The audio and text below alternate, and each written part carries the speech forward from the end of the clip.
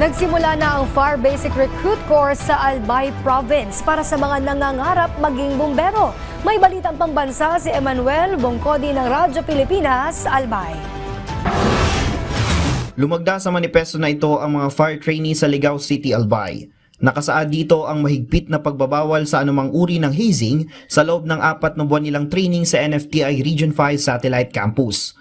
Sa pagbubukas ng Fire Basic Recruit Course, tiniyak ng National Fire Training Institute ang mahigpit nilang pagbabantay. Babala ng NFTI, may ikakasa silang monitoring at evaluation tool para mahuli at mapanagot ang mga lalabag dito.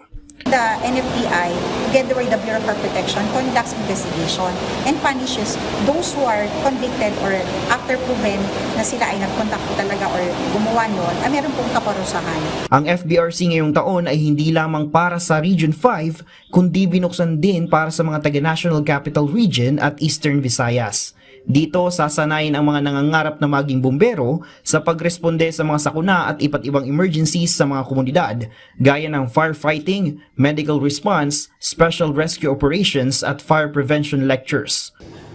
As you embark on this rigorous yet rewarding training, remember that you are being prepared to take on one of the most noble responsibilities in our society. Binigyang diin naman ng NFTI na patuloy nilang itataguyod ang ligtas at makataong proseso ng pagsasanay para sa mga bumbero ng Bureau of Fire Protection.